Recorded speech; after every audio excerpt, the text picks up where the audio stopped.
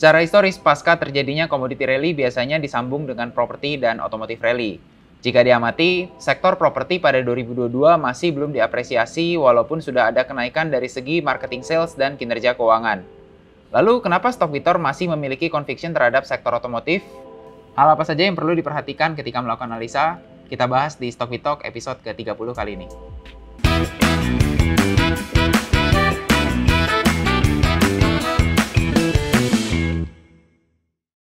Halo teman-teman, selamat datang di Stockvitor episode ke-30. Jadi kali ini kita bakal bahas tentang otomotif ya. Dan udah ada dua Stockvitor kita nih, ada Towils dan Ray 94.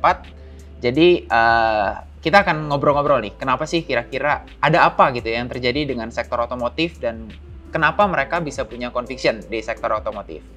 Oke, kita ngobrol dulu sama Ko Towils ya. Ya, silakan. Ya, pagi Ko. Jadi udah berapa lama sih kok ngeliatin sektor otomotif? Kalau ngeliatin sektor otomotif ya, sebenarnya ngelihatin dari tahun 2022, terutama di kuartal 2. Oke. Sebenarnya gini, kalau kita lihat, tahun 2019, itu tuh penjualan sektor otomotif lagi cukup bagus lah sebelum COVID. Sekitar total penjualan sekitar 1 juta unit. Nah, ketika tahun 2020, kita kan sama-sama tahu bahwa ada terjadi COVID, sehingga ketika bulan April, penjualannya itu drop banget kok. Yes. Nah, dari 1 juta unit di tahun 2019 itu menjadi tinggal tersisa 522.000 unit. Turunnya tajam, betul. Ya. Akhirnya tahun 2021 ada perbaikan sekitar 887.000 unit kok. Tetapi itu masih di bawah tahun 2019.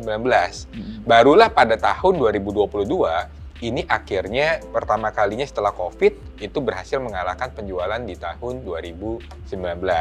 Dan kita ngelihat sebenarnya kalau Riko ingat ya, pas lagi kuartal 3 itu kan China lockdown-nya gila-gilaan tuh di tahun lalu. Nah, itu tuh mereka terjadi kekurangan banget untuk spare part di otomotif, apapun, mau chip, spare part segala macam karena manufacturer mati. Sehingga akhirnya mulai dari kuartal 3, penjualan otomotif itu menjadi sangat bagus. Teman-teman bisa lihat datanya di Gaikindo, ya ataupun di IC kalau untuk motor. Itu sih kalau dari saya. Berarti udah kurang lebih setahun ya kok ya? Iya. Kalau lu kapan bro? Sama sih, kalau gue kurang lebih juga dari, ya kira-kira sih dari November 2022an gitu lah. Karena kan waktu itu kan emang setelah commodity rally, waktu itu kan udah, kebetulan emang udah lepas juga call kan waktu itu kan. Setelah lepas call itu, gue lihat-lihat nih sektor apa yang kira-kira punya potensi lain yang belum terapresiasi, terus valuasinya menarik, tapi ada kayak sentimen eksternal juga, misalnya kayak insentif dari electric vehicle gitu. Nah, gue lihat-lihat tuh, nah, ternyata ketemu lo otomotif nih, sektornya masih ya masih underrated lah istilahnya gitu lah, jadi market tuh masih belum aware banget. Nah, terus gue lihat yang pemainnya siapa aja sih di sektor ini yang gede-gede gitu kan, terutama kan yang pertama gue lihat itu emang sektor komponen dulu ya terutama ya. Karena kan komponen ini gue lihat menarik karena kan istilahnya dia masih ada orderan lama nih dari kendaraan yang tipenya ICE nih, masih dari internal combustion engine yang masih bensin, tapi dia ada potensi pendapatan tambahan juga dari EV nih. Nah, jadi gue lihat yang komponen dulu pertama, gue lihat Auto, SMSM atau Dharma gitu. Oke. Jadi pertama-tama yang dilihat ini dari November berarti ya, pertama-tama yang dilihat adalah komponen dulu. Malah nggak tertarik dengan otomotif ya bro? Atau belum tertarik atau gimana bro? Sebenarnya udah mulai masuk sih waktu itu, udah mulai masuk. Jadi awal-awal emang komponen dulu, belakangan baru ngelihat yang lain kayak dealer atau finance tuh lihat belakangan. Awalnya komponen dulu karena kan komponen istilahnya lebih menarik ya karena kan banyak insentif gitu. Dan EV kan lagi booming, pasti butuh komponen lah gitu. Oke. Nah, ngomong-ngomong tentang insentif nih bro. Jadi kan tadi Ko Towils kan bilang ya 2020 drop gitu kan. Kan kita dikasih insentif tuh ya. Nah, iya. PPNBM ya kan.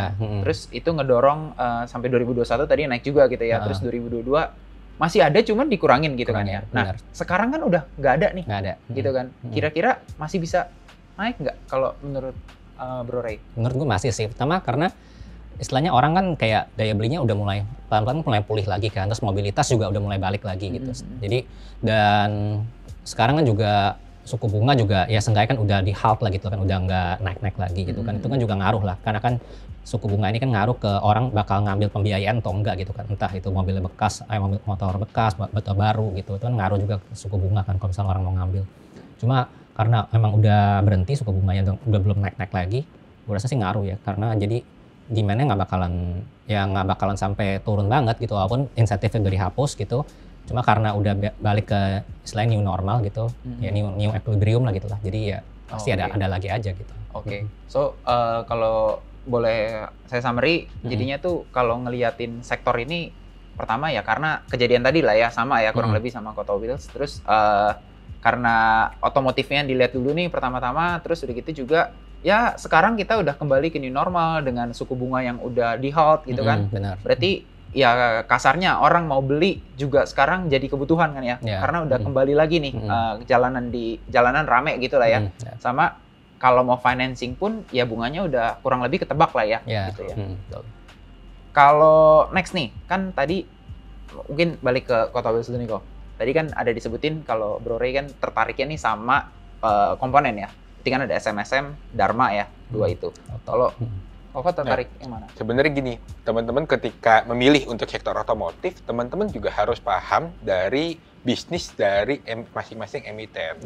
Nah, sebagai contoh, kalau tadi lu ada ngomong misalkan untuk perusahaan manufacturer otomotifnya, ada hal yang unik kok. Contoh, misalkan perusahaan otomotif manufacturer ada dua yang besar, ada ASI misalkan. Nah, ASI tahu nggak pendapatan paling besar tuh dari segmen apa? Dari segmen pertambangan sebenarnya. Iya, kemarin karena pertambangannya luar biasa. Ya. Tetapi kalau misalkan kita konsolidasi, karena pertambangan cuma 55%, sedangkan yang otomotif dimiliki 99%, memang akhirnya otomotif tetap lebih besar secara konsolidasi. Tapi kita bisa lihat bahwa sebenarnya kalau sekarang pertambangan kita optimis, kalau saya optimis menurun gitu ya, artinya kan ada tekanan. Jadi manufacturing agak susah untuk kita prediksi karena dia ada bisnis lain yang tidak berkaitan langsung dengan otomotif, tetapi ini impact-nya cukup besar di dalam kinerja laporan keuangan.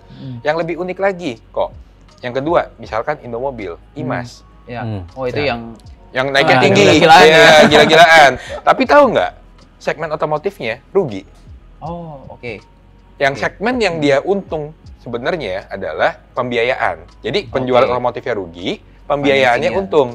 Tapi tahu nggak, ya keuntungan paling besar di segmen apa? Apa tuh kalau IMAS? Segmen lain-lain. Pengiriman bahan bakar Exxon kepada anak perusahaan dari Indomobil. Jadi kita kalau ngelihat yang di manufacturer, itu jadi agak sulit untuk kita menjustifikasi kalau kita optimis gitu ya. Oh, tren otomotif naik. Tetapi ternyata impact-nya nggak gitu gede gitu kepada manufacturer. Jadi malah yang lain-lainnya. Betul. Jadi saya setuju sama Bro Ray gitu ya. Kita lebih suka untuk yang spare part-nya. Karena kalau spare part, kalau kita optimis bahwa pertumbuhan otomotifnya bagus, ya spare part emang itu otomotif gitu. Akan beli juga ya spare part-nya buat. Makanya kita bisa lihat tuh sebenarnya ya, kalau untuk spare part, mau itu DRMA, mau itu auto, mau itu SMSM, sejak tahun 2022 masuk ke Q1 2023 itu juga bagus. Kelebihannya lagi, terutama untuk auto, kalau kita lihat itu 2022 naiknya agak tinggi banget gitu. Nah, kenapa bisa tinggi? Walaupun secara penjualan ekspor dia nggak terlalu tinggi. Dia tuh ada satu produk, kalau kita ngomong spare part ya, ada OEM, ada OES, sama ada namanya aftermarket. Nah, OEM itu intinya gini, gampangnya. Misalkan Toyota memproduksi untuk brand diproduksi oleh Auto gitu ya, dengan brand Toyota, itu OEM, jadi diproduksi dari anak perusahaan sendiri. Tapi kalau misalkan brand dari manufacturer lain minta diproduksi oleh si Auto, itu OES sebutnya. Nah, ada lagi aftermarket, jadi itu brand dari manufacturer spare part itu sendiri yang tidak di-label dengan brand dari manufacturer otomotif.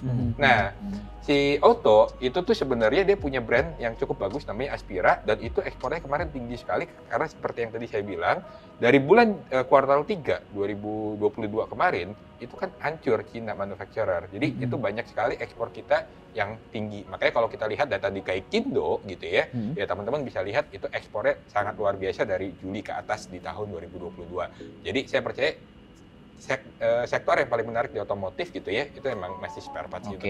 So dua-duanya nih lebih tertarik dengan spare part-nya nih, teman-teman. Jadi kalau manufacturer tadi ya, kita kan punya Astra, punya IMAS, tapi ternyata udah dijelasin ke Kota Wheels, ya Astra sebenarnya bukannya otomotif aja, dia konglomerasi kan ya sebenarnya, dia punya banyak sektor.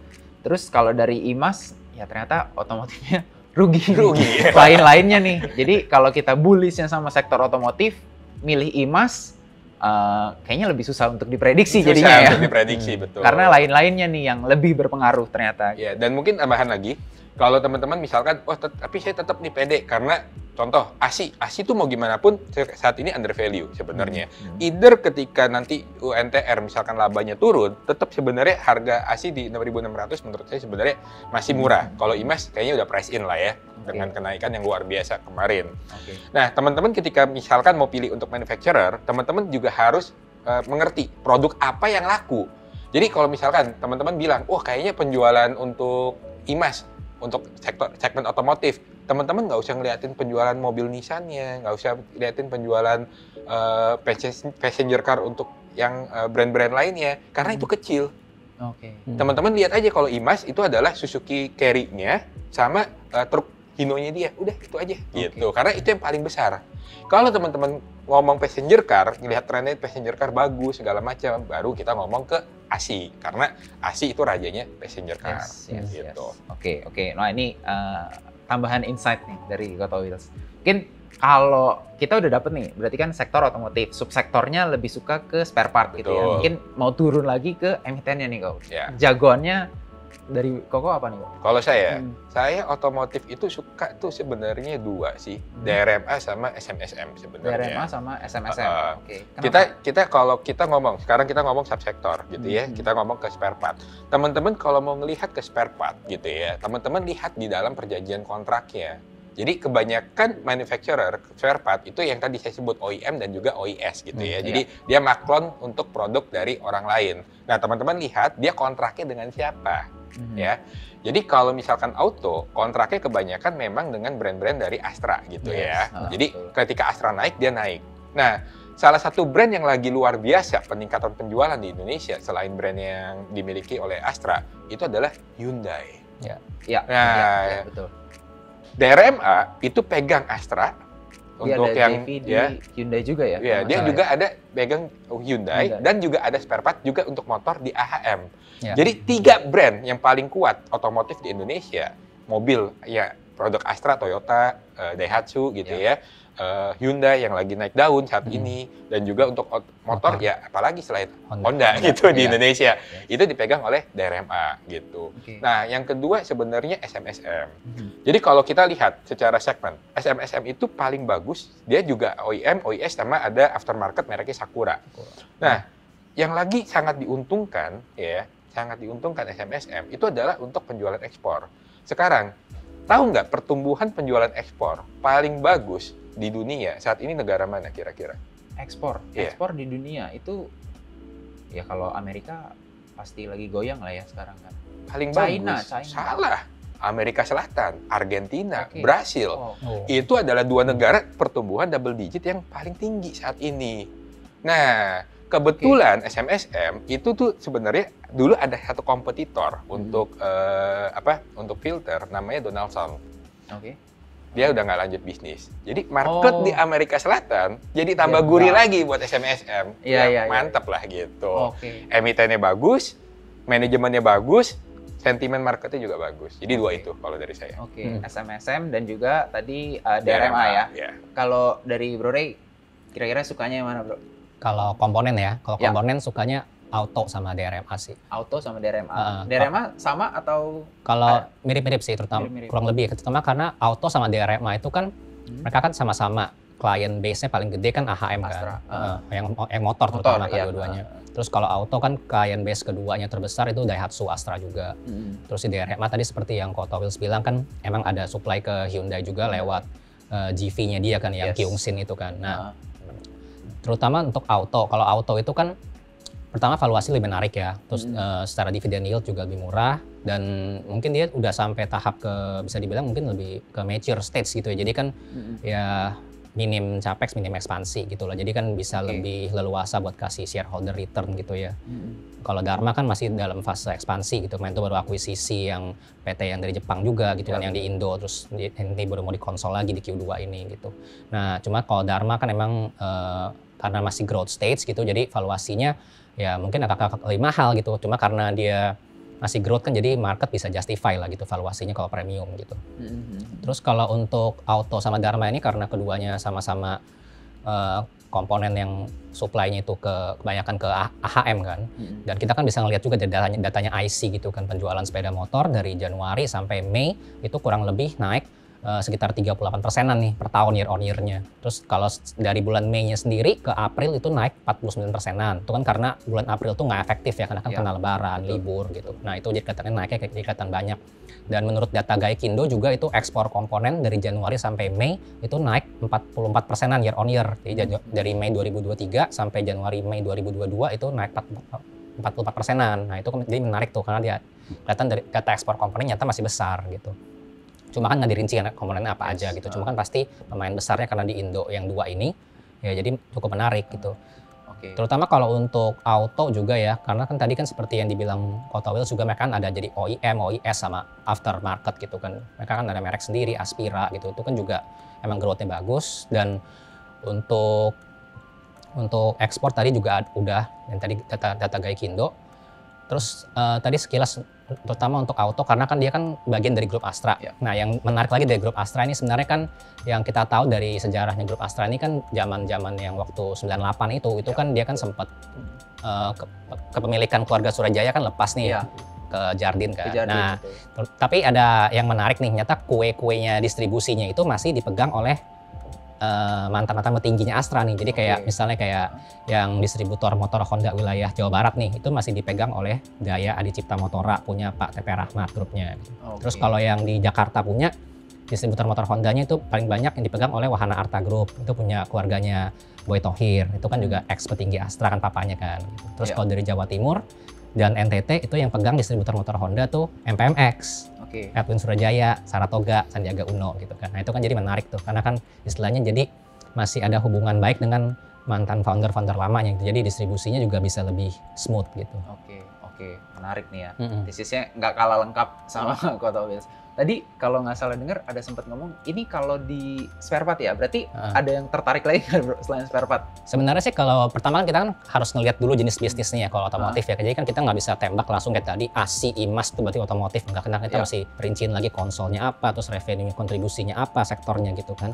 Nah sebenarnya kan kalau teman-teman lihat kan di otomotif ini sendiri bisnisnya itu kita harus pecah-pecah lagi nih. Jadi kayak tadi pertama komponen itu dari pemainnya seperti SMSM, Auto, Dharma, terus ada lagi mungkin yang kurang liquid ya kayak INDS, terus LPIN atau Bolt gitu atau ya GJTL termasuk juga gitu kan. Dan yang baru IPO kayak Tire gitu kemarin. Itu kan juga kita mesti lihat ya, misalnya kayak komponen ini mereka tuh apa sih hal-hal yang mempengaruhi misalnya kayak faktor eksternal nih, misalnya kayak ketersediaan chip kayak tahun lalu itu pas yang ketersediaan chip itu langka kan mereka sebenarnya bilang kan kayak kayak growth mereka tuh melambat gitu, growth komponen ini melambat karena chipnya kurang, sedangkan misalnya demand-nya ada, tapi kalau supply kurang kan susah juga supply chip, jadi mereka kan nggak bisa ngerakit gitu kan istilahnya. Nah itu juga perlu dilihat tuh sektor-sektor faktor-faktor yang pengaruhi eksternal kayak komponen. Terus kalau di luar komponen juga ada lagi nih misalnya bisnis lain atau yang berkaitan dengan otomotif, misalnya kayak dealer roda 4 tapi roda 2. Kayak dealer kan di bursa kan misalnya ada PMJS, MPMX, terus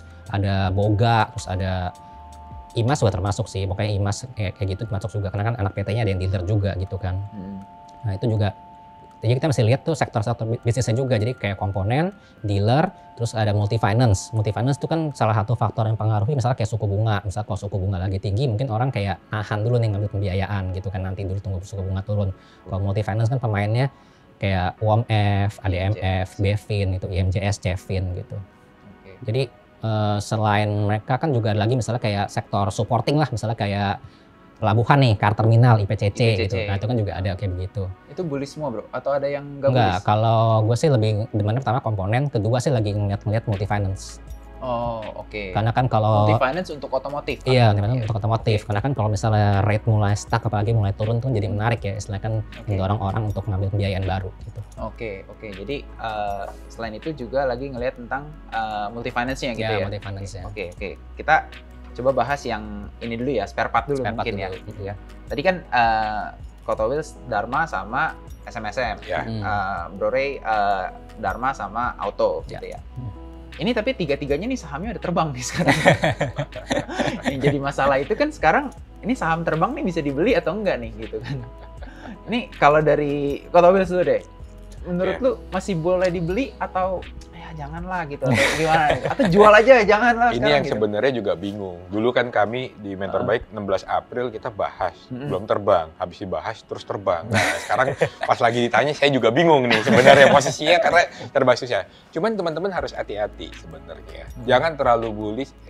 Maksudnya gini, jangan terlalu saya nggak tahu ya, ini kita launching videonya kapan nanti di YouTube-nya Stockbit gitu ya. Cuman agak hati-hati, jangan terlalu FOMO dengan kenaikan harga otomotif dan terlalu dikejar. Karena sebenarnya tantangan yang kita akan hadapin itu sebentar lagi, yaitu rilis laporan keuangan Q2. Nah, jadi kalau tadi misalkan di laporan keuangan Q2 lah, tadi Bro Ray udah ada bilang bahwa libur lebaran panjang. Nah, kalau libur lebaran panjang artinya apa sih? Artinya kan waktu untuk perusahaan manufacturer melakukan produksi itu kan jadi lebih singkat. Libur. Karena libur lebih singkat artinya apa? Kalau saya customer dari perusahaan tersebut, maka saya dari bulan Maret itu akan pesan lebih banyak. Ngestok dulu. Makanya banyak customer yang sebenarnya itu angka persediaan lebih tinggi, saldo persediaan lebih tinggi di manufacturer, dan mereka penjualan di bulan Maret di Q1 menjadi bagus, makanya Q1 itu bagus-bagus semua, gitu. Nah, stoknya udah numpuk. Kalau stok udah numpuk, barang kan dijual gitu ya. Tetapi karena stoknya udah numpuk, artinya pesanan ke manufacturer jadi berkurang kan. Nah, itulah kenapa seharusnya di bulan April para manufacturer mau apapun, termasuk otomotif, mau non otomotif pun juga kena sebenarnya. April anjlok angka penjualan. Nah, bulan Mei akan membaik. Tetapi kenapa bulan Mei membaik? Karena ya tadi, walaupun udah numpuk gitu ya, dipakai, dijual, akhirnya habis, baru mulai untuk minta diproduksi lagi, minta dibeli lagi. Tapi kan minta dibeli lagi ada ngejar nih kok. Nah, ngejar ini nggak bisa yang langsung bisa lepas. Jadi perlahan-lahan akan kekejar di bulan-bulan berikutnya. Jadi bulan Aprilnya dropnya parah, bulan Mei-nya mungkin ada kenaikan, tapi kenaikannya ya perlahan, bulan Juni juga ada kenaikan perlahan. Makanya nantinya sebenarnya menurut saya ya, Q2, rilis laporan keuangan Q2 ini mungkin akan ada tekanan penjualan turun sebenarnya. Mau manufacturer apapun, termasuk otomotif. Jadi ketika itu turun kan bukan menjadi sebuah sentimen yang baik sebenarnya, gitu ya. Jadi mungkin teman-teman bisa nunggu di situ. Nah, jadi kalau misalkan mau masuk kayak gimana? Ya kalau emang mau masuk ya titip sendal, masuk dulu juga nggak masalah. Kalau nanti puji Tuhan ada koreksi, ya nggak usah takut juga karena masalahnya juga temporer gitu. Jadi ini penurunan yang sebenarnya bukan wah story otomotifnya selesai nih, mampus nih, bukan gitu. Emang masalahnya ya April ini doang gitu dan dikejarnya perlahan itu aja. Karena lebarannya drop, Mei mungkin udah recover tapi ya belum pulih-pulih banget lah ya gitu. Ya jadi titip sendal ya monggo titip sendal gitu ya, ngejar FOMO tapi jangan banyak-banyak gitu ya. Nanti kalau ada koreksi ya dinikmatin aja. Nggak usah panik. Gitu. Kalau ada koreksi lagi ternyata baru masuk lagi. Iya, lebih enak baru gitu kan. Salah satunya taruh lagi. Naik syukur, turun lebih syukur lagi gitu. Kalau turun lagi berarti sendalnya udah dicolong. Kalau dari Bro Ray kira-kira gimana? Masih bisa masuk nggak kalau ini? Kalau di harga sekarang sih ya mungkin mirip-mirip kan tadi sih kalau Towils bilang sih, aku juga masih nungguin Q2 nih. Kalau misalnya untuk yang baru mau masuk nih ya terutama ya, itu kan kita pertama mesti ngelihat lagi kayak update kinerja terbarunya, terus kayak valuasinya apakah masih inline kan nih sama Q1 nih, misalnya kalau Q1 kita annualize terus masih ketemu valuasi segini, terus pas nanti di Q2 keluar kan siapa tahu udah nggak inline sama Q1. Nah itu kalau di annualize masih inline nggak sama valuasi yang kita harapin gitu. Karena kan preferensi investor juga pasti beda-beda kan, preferensi resiko juga beda-beda. Nah itu kan jadi mesti nyesuaiin lagi nih sama risk profile-nya masing-masing investor. Apakah di harga segini dengan mungkin di Q2-nya ini kurang baik dibanding Q1, apakah masih layak masuk atau enggak. Kalau emang masih mau ya mungkin cicil-cicil dulu kayak tadi tips sendal, atau nanti pas Q2 kalau misalnya beneran ternyata nggak sebagus itu, ada koreksi ya masih bisa diakum lagi. Cuma kan emang ada juga potensial upside nih, misalnya kalau misalnya nanti di Q3, Q4 mereka yang pabrikan ini mau launch model baru atau mungkin ada mau launch model EV, itu kan bisa aja mungkin udah order duluan di Q2 gitu kan. Misalnya mungkin udah masuk duluan order revenue di Q2. Nah, itu kan juga bisa tuh, jadi mungkin bisa nutupin penurunan salesnya April. Itu kan kita juga belum tahu karena kan itu data internal gitu ya. So sama lah ya kurang lebih ya, taruh sendal dulu, titip sendal. Kalau emang turun, nanti sambil lihat rilis kuartal 2 masih inline nggak sama ini. Sama mungkin sekaligus edukasi juga untuk teman-teman StockTwitter gitu ya. Jadi kalau misalkan untuk memprediksi apakah penjualan otomotif akan naik atau turun, sebenarnya simple. Itu tuh ada data gratis, namanya data Gaikindo untuk mobil, data IC untuk motor. Ini saya coba bacain untuk data April. Untuk produksi pick up sama truk, jadi ini kaitannya ke Imas nih, cocok ya. Nih, saya bacain. Bulan Januari penjualan 22.000, bulan Februari 21.000, bulan Maret 22.000, bulan April 10.700. Oh, dropnya dalam ya? Dalam. Makanya ya, gitu ya. Nah, untuk penjualannya, data penjualan pick up sama truk, bulan Januari 21.000, bulan Februari 19.000, bulan Maret 20.000, bulan April 11.000. Jadi teman-teman udah sebenarnya nggak usah pakai ya. insideran lah gitu ya. Kalau orang kan suka nuduh insideran, itu semua data bisa diakses gitu ya. Nah, untuk ASI misalkan gitu ya, untuk mobil produksi bulan Januari 73.000. Bulan Februari 70.000, bulan Maret 77.000, bulan April 43.000. Oke, semuanya rata-rata turunnya 40-50% ya? Iya, kita lihat penjualan untuk mobil ya, mobil 4x2 nih, yang Avanza, Xenia, dan lain-lain. Penjualannya bulan Januari 48.000, bulan Februari 45.000, bulan Maret 55.000, bulan April 34.000. Jadi teman-teman udah bisa siap-siap lah gitu ya, nunggu diskonnya. Oke. Ini tadi udah dibacain nih datanya, jadi ini bukan insider nih teman-teman ya, ini udah dibacain aja datanya sama Kota Wheels nih.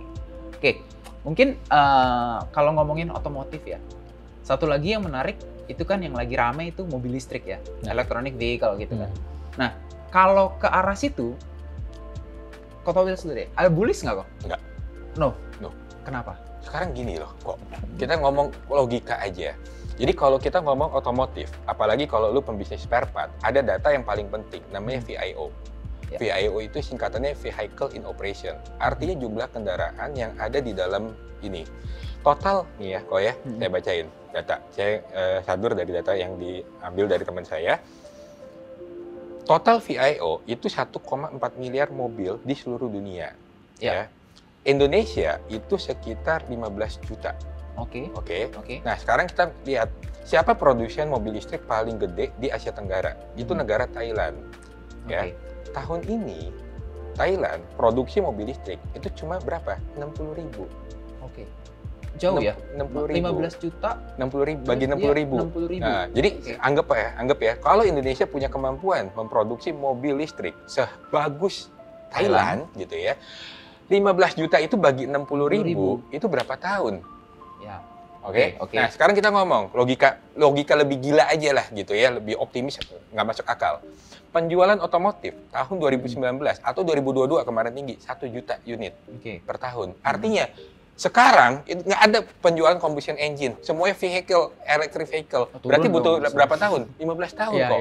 Nah, sekarang kira-kira ini menjadi masalah yang berat untuk manufacturer. Sama juga customer kok untuk penggantian mobil listrik. Kenapa? Sekarang kalau lu jadi manufacturer, lu berani nggak untuk produksi mobil listrik dengan masif, ya? Tetapi lu harus ada kue gede nih di mobil combustion engine, lu nggak bisa tinggalin karena udah terlalu gede. 15 juta banding lu produksi berapa?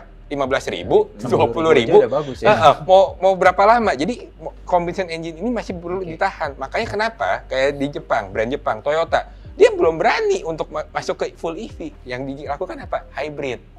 Nah, gitu ya. Yang berani untuk itu ya yang kalau benar-benar gencar Valeo. Valeo itu Prancis yang membuat spare part untuk untuk electric vehicle lah, kurang lebih salah satu pemain yang paling besar, 30% market share untuk spare part electric vehicle gitu kok. Nah, jadi nggak berani untuk para manufacturer untuk berani ini. Nah, yang menjadi masalah lagi adalah pembeli. Lu kenapa interest untuk ganti mobil listrik? Karena biaya bensinnya lebih murah. Nah, sekarang kita main data. Ya, kita main data. Mobil listrik paling murah kayaknya yang Wuling Air EV gitu ya. Kemarin ada insentif untuk pajak, itu kurang lebih sekarang tuh harganya sekitar 243 juta varian paling rendah.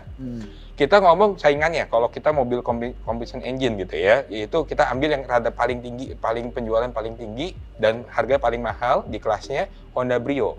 Oke. 165 juta. Oke, Oke. itu jauh. Berarti agak selisihnya adalah 24 juta, 240 kurangin 165 kurang lebih sekitar 77 juta rupiah ya. Nah, sekarang rasio bensin Brio 1:16. Harga itu kan pakainya Pertalite, harganya 10.000. Artinya 1 kilometernya itu 10.000 bagi 16 itu 625 rupiah biaya bensinnya. Ya. Mobil listrik ya, tarif listrik itu 1.700 per kWh. Oke, kapasitasnya Wuling Air EV itu 26,68 kWh.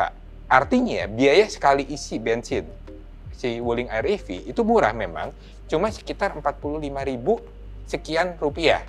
Nah, kita bagi 1 kWh itu ya dikatakan bisa 11,24 km. Artinya kapasitas full ya 45.000 tadi itu bisa untuk 299,88 km atau kita buletin aja jadi 300 km. Ya. Bagus dong. 45.000 rupiah bisa nempuh 300 km. Terlihat murah. Sehingga akhirnya biaya per 1 km 151 rupiah. Ya. Jadi yang Air EV tadi 151 rupiah, combustion engine Honda Brio itu sekitar 625 rupiah. Selisihnya adalah 474 rupiah. Betul. 77 juta selisih harga tadi dibagi dengan 474 rupiah ya itu equal dengan jarak gitu ya, jarak sekitar 16.206 equal dengan jarak sekitar 162.600 kilometer. Nah, jadi lu akan worth it ganti ke mobil Air EV ya. Kalau ya pemakaian per tahun ya ini dengan asumsi umur baterai listrik itu 10 tahun. Habis 10 tahun kalau ganti itu kayak ganti mobil baru ya. Jadi 162.000 kilometer kalau kita bagi 10 tahun itu setahun tuh berarti dengan jarak tempuh kurang lebih 16.200 kilometer kok. Kalau kita bagi dengan 365 hari itu akan menjadi break even point kalau lu satu hari menempuh 44 kilometer. Nah, itu akan worth it. Jauh, tapi kalau di bawah itu coba jarak dari rumah ke kantor gitu ya. Dan nggak terlalu jauh, sebenarnya nggak terlalu worth it untuk kita ganti ke mobil listrik. Sehingga ya dari sisi customer itu juga menjadi concern, ngapain gue beli? Makanya akhirnya keluar insentif listrik yang dikeluarkan oleh pemerintah karena harga mobil listriknya terlalu mahal. Cuma kalau lu jadi manufacturer, gimana gue jual murah kalau demand-nya nggak ada? Tolong dong pemerintah bantu kami untuk bisa jual dengan harga lebih murah. Makanya keluarlah berbagai insentif untuk kendaraan listrik. Tetapi dari sisi customer juga menuntut harga lebih murah, tapi dari sisi manufacturer demand-nya nggak ada. Jadi masih agak sulit. Oke.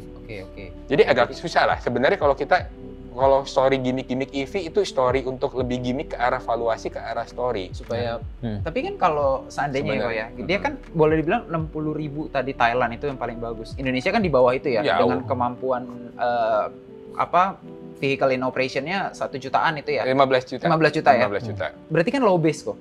Iya. Kalau seandainya dia bisa, ya taruh kata pemerintah berhasil gitu ya, dan growth-nya gila, otomatis kan valuation-nya pasti adjust kan gitu. Tentu akan berpengaruh terhadap penjualan, tentu akan berpengaruh terhadap laba, tapi mini gitu aja. Jadi itu sesuatu, kalau yang mini-mini gue tuh exclude.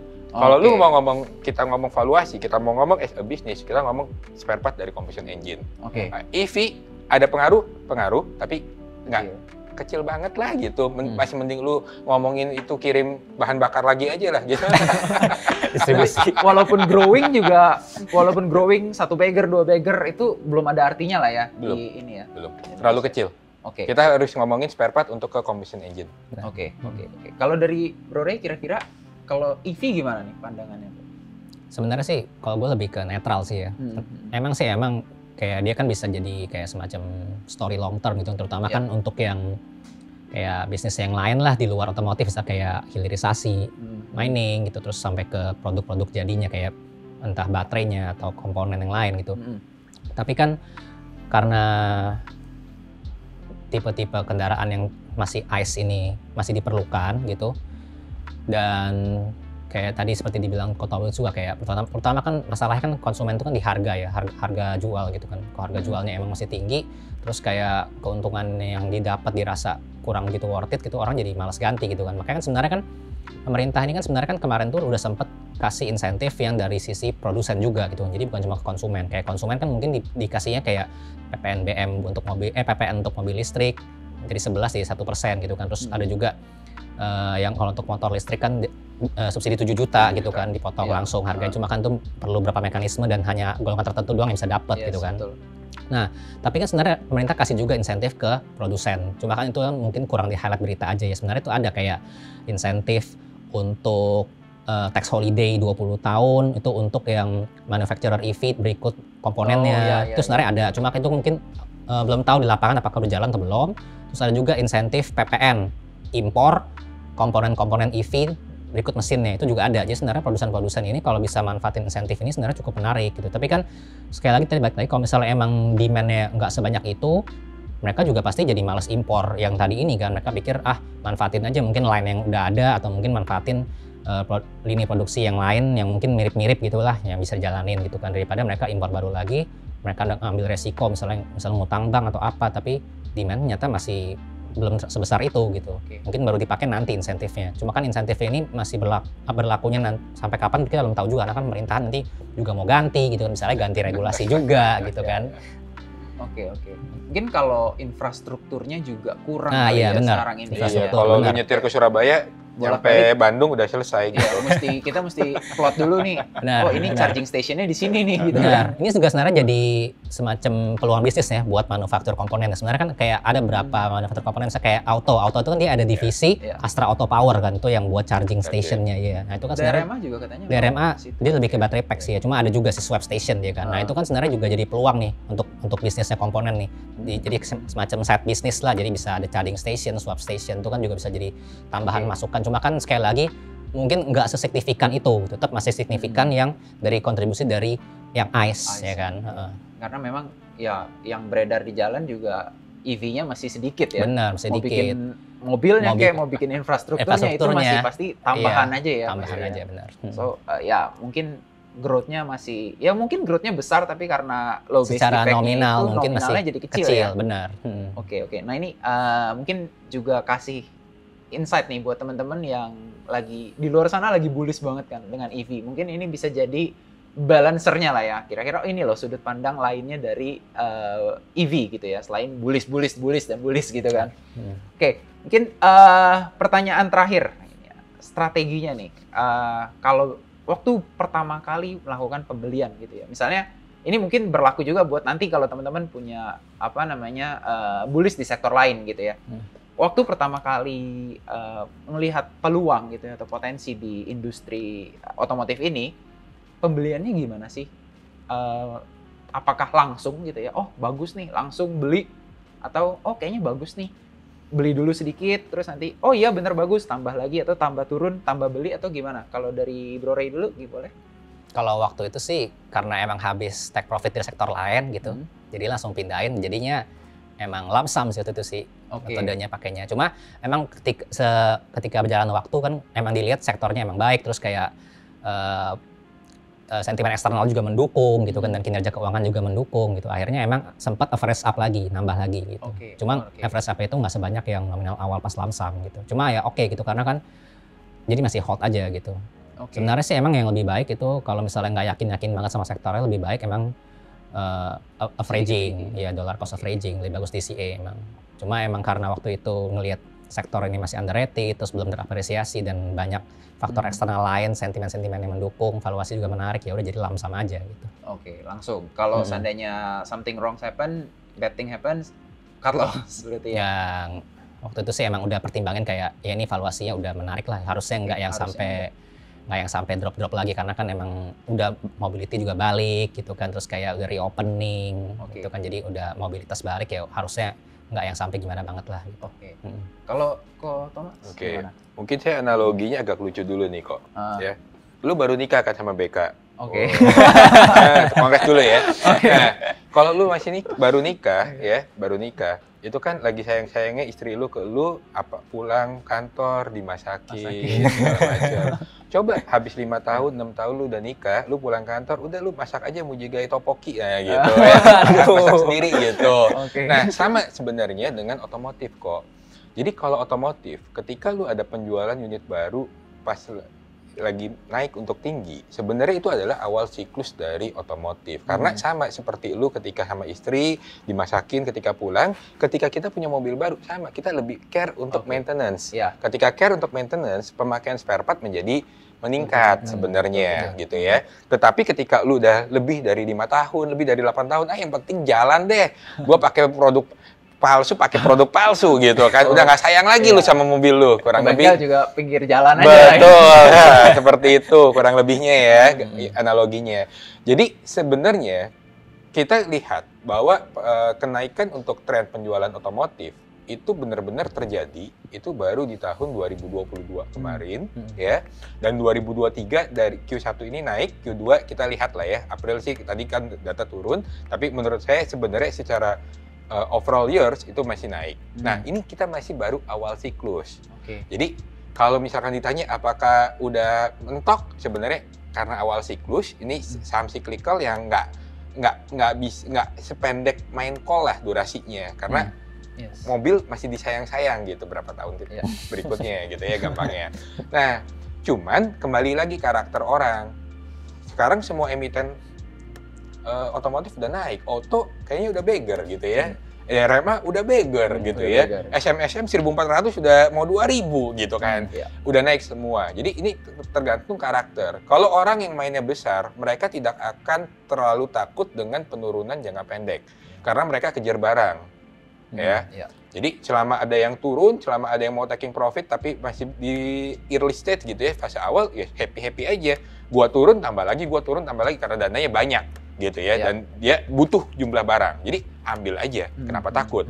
Tetapi yang jadi masalah gitu kebanyakan adalah pemain-pemain investor retail yang dananya kecil gitu. Wah, udah masuk kan lumayan ya, udah naik untung 20%. Kalau turun 20% nanti sayang uangnya gitu ya. Nah, itu sebenarnya ada sentimen di Q2 yang mungkin kita harus hati-hati karena Q2 masih belum mungkin agak pesimis ya, kayak bahwa hasilnya bagus dengan kita lihat data dari Gaikindo ya. Nanti teman-teman bisa pantau lah ya di bulan Mei, bulan Juni kurang lebih datanya seperti apa, dan itu teman-teman bisa taking decision mau seperti apa. Jadi sesuaikan aja dengan karakternya.